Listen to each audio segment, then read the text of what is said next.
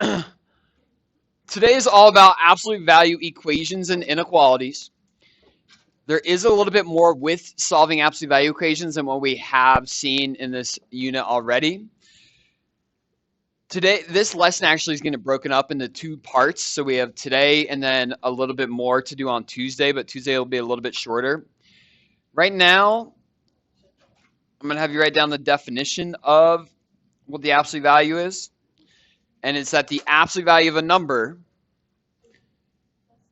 is its distance from zero. Okay, so you can just say the absolute value of a number. Don't worry about how it's written. The absolute value of a number is its distance from zero on the number line. Okay, I would also just jot down the example here that when you take the absolute value of 4, that equals 4. The absolute value of negative 4 also equals 4. And so essentially, when we measure distance, there are very few times that you might ever describe a distance as being negative. So when we take this definition and think about what it means to take the absolute value of a number, it really just comes down to make the number positive. Okay, so taking the absolute value of a number means to make it positive.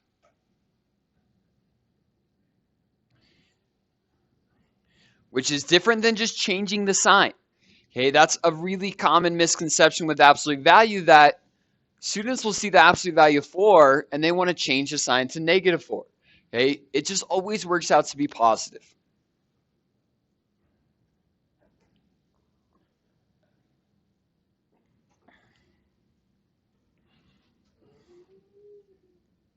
Now, because of this idea, because we can take the absolute value of two different numbers and still get it to equal 4, it's going to be pretty common that we get two solutions when solving absolute value inequalities.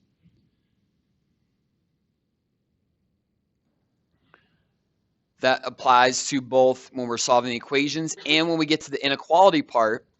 We're going to see that we typically get two numbers that go on that number line.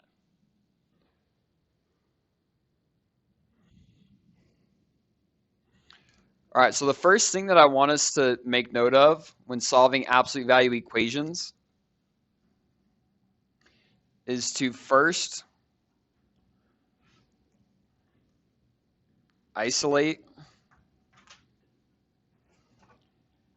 the absolute value term.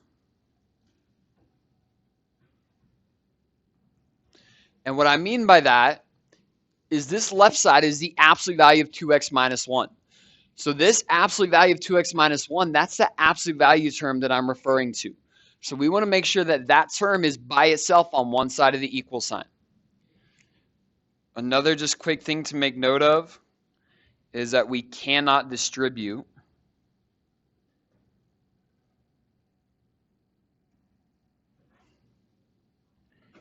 into absolute value brackets.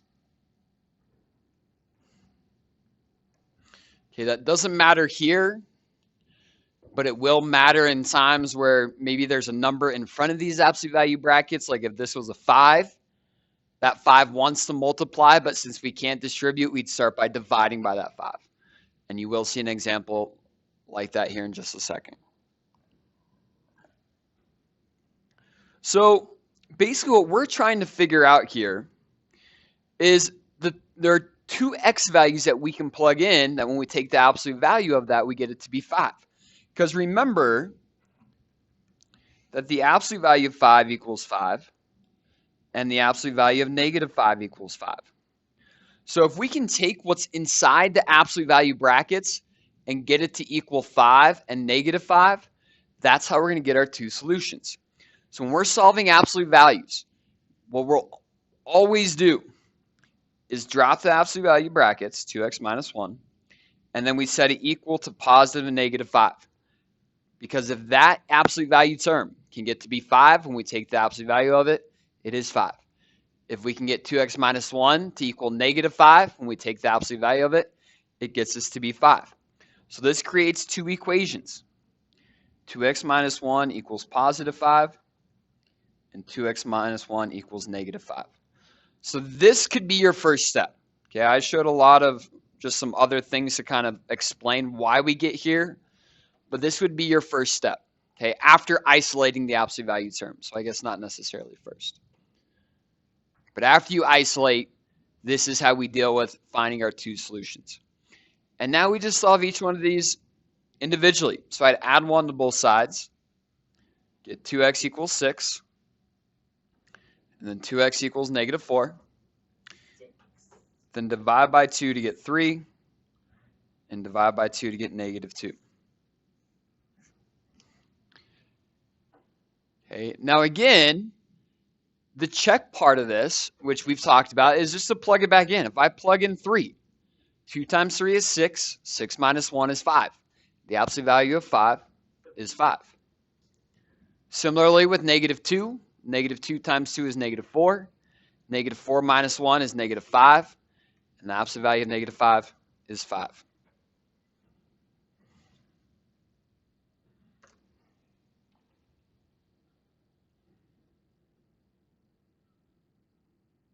Okay. So just real quick, I'm going to have you all solve this next one. Know that you actually need to isolate the absolute value term first. So this one's going to work out a little bit different than what I just did. You've got some more work to do before you can split it up. All right, I'll give you a few minutes and we'll go over that next problem. And I'll zoom in on it here in a second.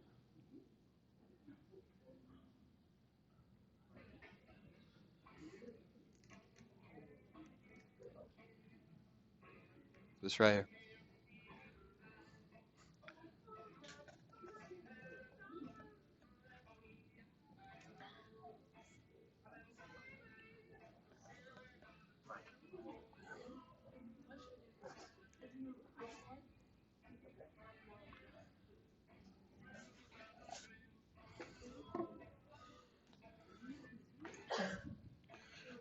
And right now I just need you to try it. What ideas do you have? Share with your group. Doesn't matter if you get it right or wrong right now. See what you can come up with.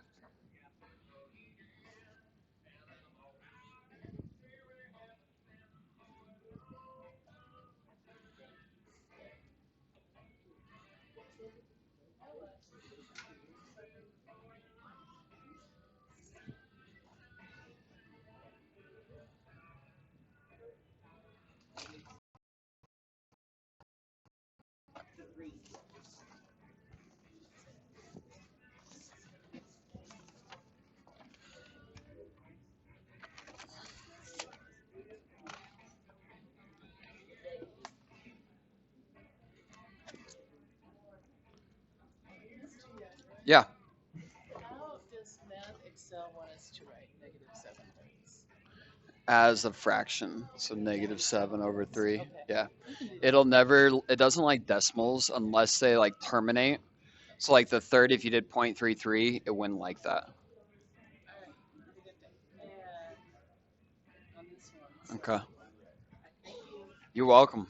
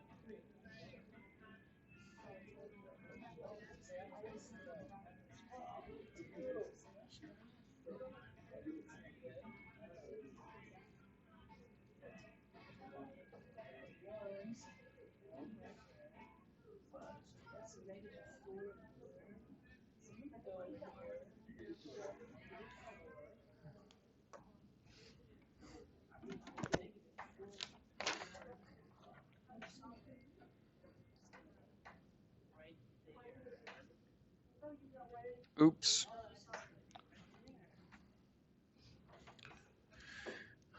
All right.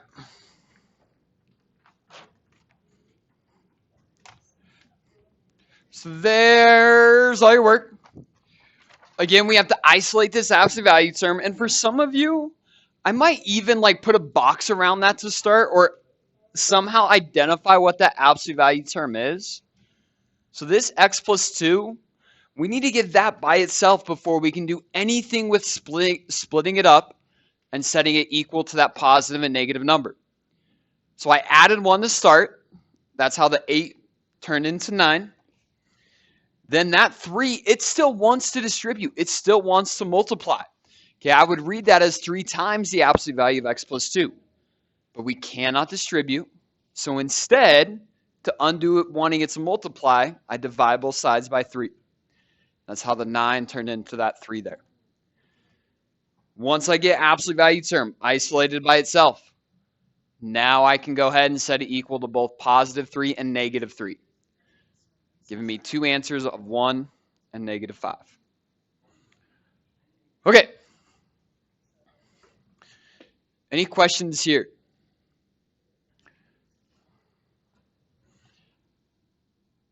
All right. We got one more thing about the equations before we jump into inequalities.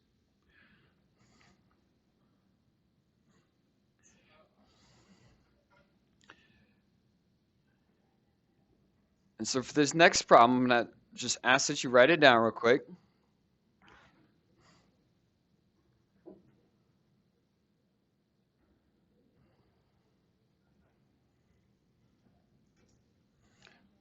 And at a quick glance, it looks all the same as the other two we've just solved.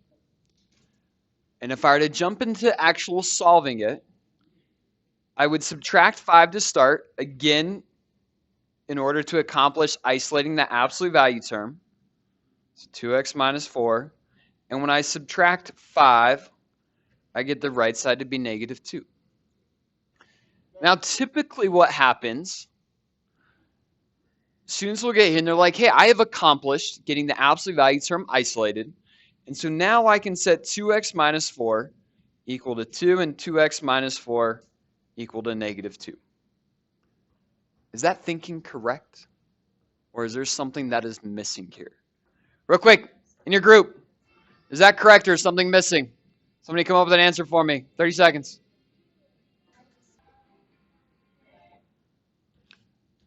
All right, I don't have an idea. Does this thinking work or something? Am I missing something?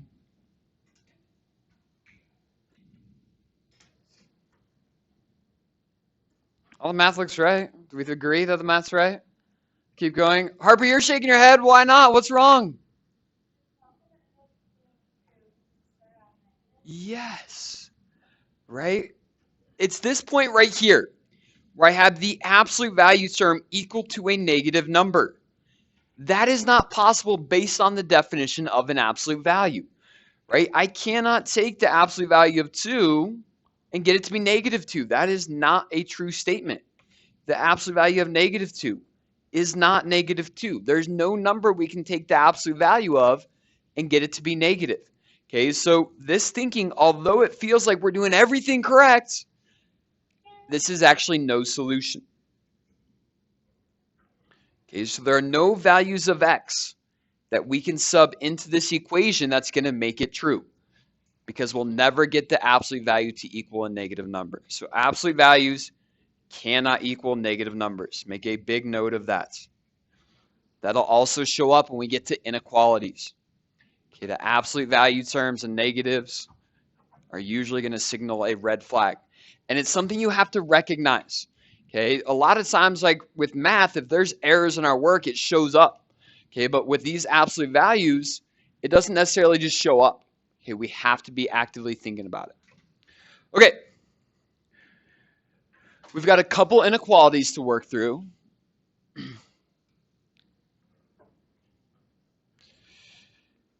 And there are actually lots of ways to go about teaching absolute value inequalities. I'm going to actually teach the more formal way. If after working through this Math Excel, you're like, Mr. Younger, I'm really struggling with the absolute value inequalities, come see me and I can teach you another way to kind of simplify the process that makes it more like what you saw with the equation part. So here's why this one can be a little bit tricky. It again takes some recognition. So just like with equations, come on. The first thing we need to do is isolate the absolute value.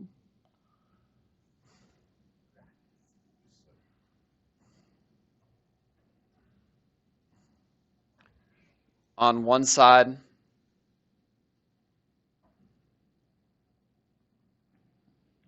of inequality. Okay, very first thing we need to do, just like the equation part.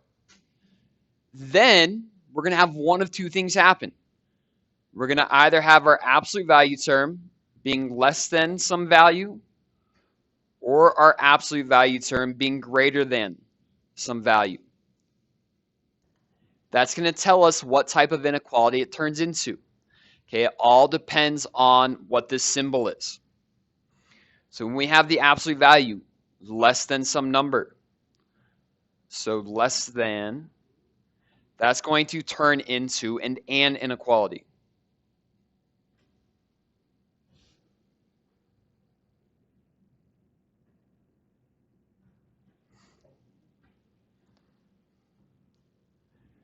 An inequality where you'll get your two dots.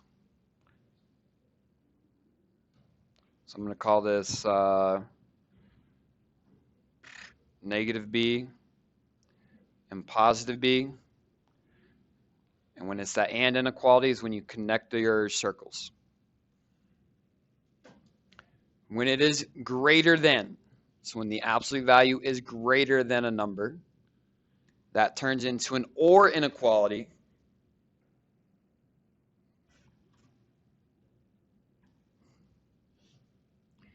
In which case, we shade away from the circles, just like what we talked about last class.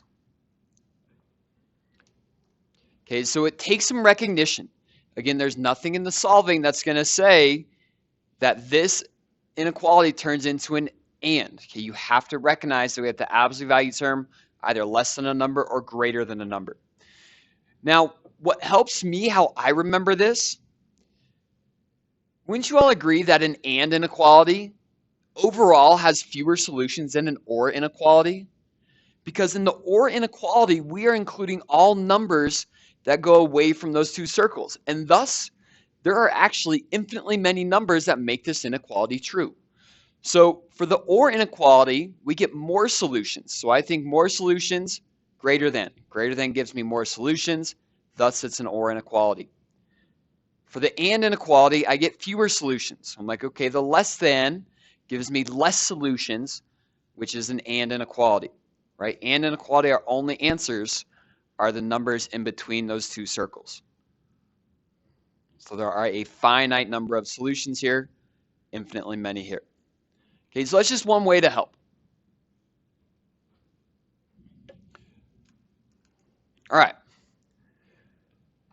So this is the one piece we have to add in. Other than that, we're going to solve this the exact same way we did equations. So I have 2x minus 1 is less than 5. I actually just change it to an equal sign. Well, as soon as I got the absolute value term by itself, I have that the absolute value term is less than a number. So this would be absolute value is less than 5, telling me that since it's less than, we're going to have an and inequality.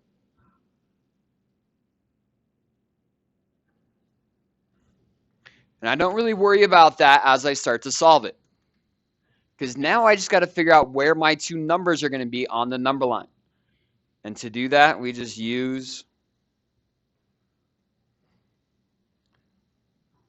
the equation.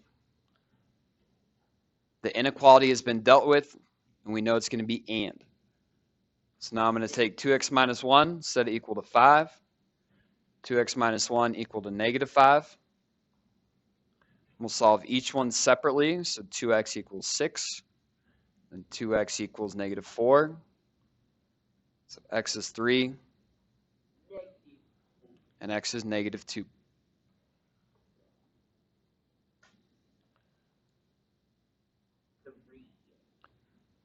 Now that I have those numbers, I'll plot them on my number line. The symbol is less than, and thus these are both open circles. Since it's an and inequality, I connect my two circles together, and now we just need to state the solution as an inequality. So remember, for that, we start with our template.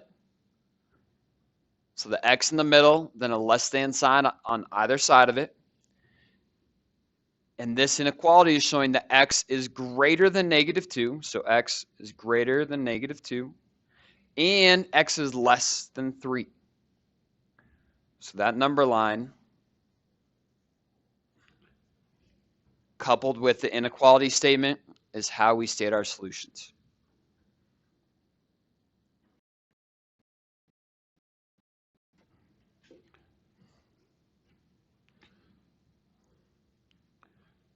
Okay. And now that we have an idea, why don't you all try this last one? I'll zoom in on it here in just a second once everyone has had a chance to catch up with the writing.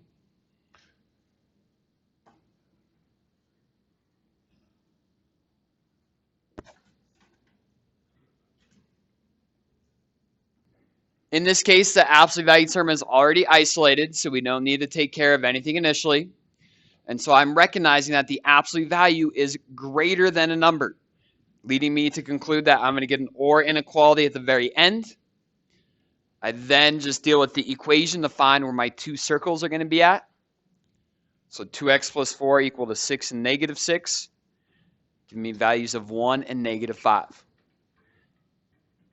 Because the original inequality statement was greater than or equal to, we're going to close in those circles.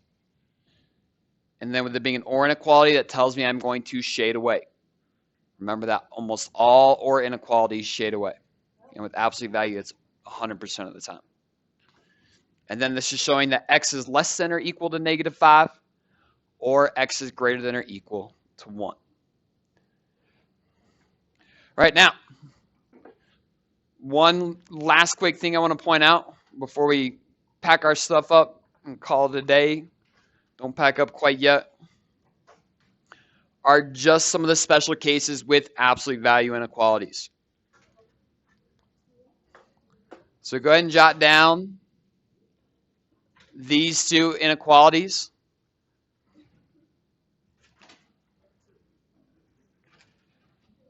And what's different about these is I have the absolute value term being greater than a negative number, and then the absolute value term being less than a negative number.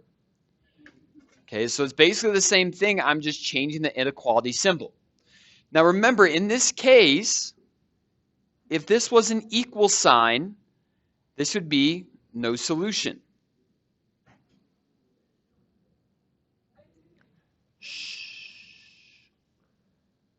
So we should have on our radar that something weird is going to happen. If you get an absolute value term and then a negative number on the other side, is either no solution or infinite solutions, or always true or never true.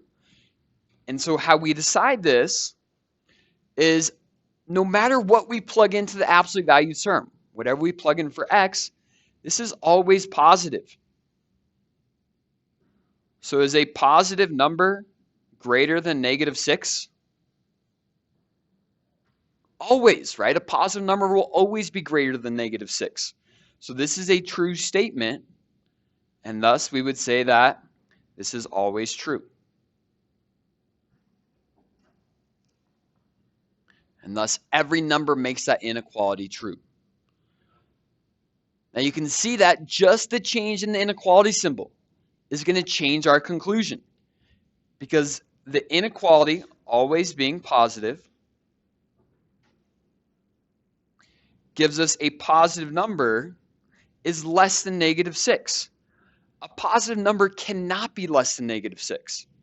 And so this is a false statement, and thus this inequality would never be true.